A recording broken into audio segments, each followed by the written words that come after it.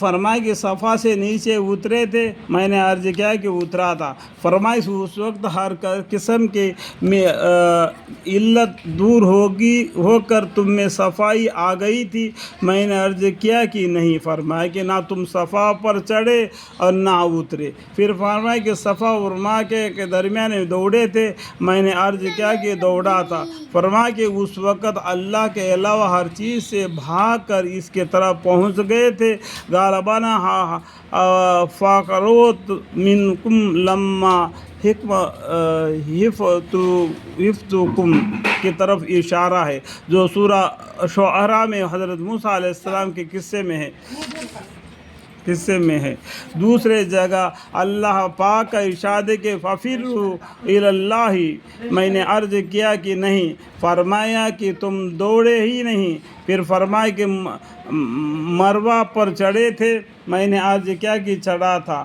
فرمایا کہ تم پر وہاں سکین نازل ہوا اور اسے وافرہ حصہ حاصل کیا، میں نے عرض کیا کہ نہیں۔ فرمایا کہ مروہ پر چڑھے ہی نہیں۔ پھر فرمایا کہ مینا گئے تھے، میں نے عرض کیا کہ حضرت موسیٰ علیہ السلام کی قصے میں ہے کہ دوسری جگہ اللہ پاک کا ارشاد ہے کہ فَفِرُّوا إِلَى اللَّهِ، میں نے عرض کیا کہ نہیں۔ فرمایا کہ تم دوڑے ہی نہیں۔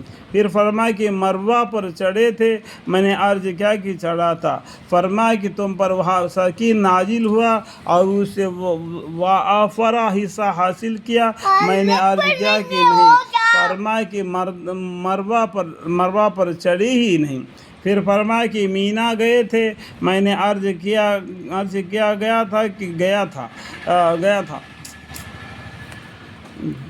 فرمایا کہ وہاں اللہ جل شانہ سے ایسے امیدیں باندھ گئی تھی جو معاصی کے حال کے ساتھ نہ ہو، میں نے عرض کیا کہ نہ ہو سکی۔ فرمایا کہ مینا ہی نہیں گئے۔ پھر فرمایا کہ مسجد خیف میں جو مینا میں ہے داخل ہوئے تھے، میں نے عرض کیا کہ داخل ہوا تھا۔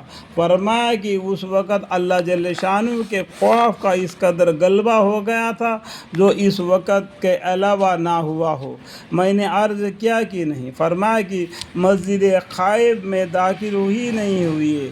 پھر فرمایا کہ عرفات کے میدان میں پہنچے تھے، میں نے عرض کیا کہ حاضری ہوا تھا۔ فرمایا کہ وہاں ان چیزوں کو پہچان لیا تھا کہ دنیا میں کیوں آئے تھے اور کیا کر رہے ہو اور کہاں آپ جانا ہے، اور ان حالات پر متنبع کرنے والی چیز کو پہچان لیا تھا، میں نے عرض کیا کہ نہیں۔ فرمایا کہ پھر تو نے عرفات پر بھی نہیں گئے۔ پھر فرمایا کہ مزدلفہ گئے تھے۔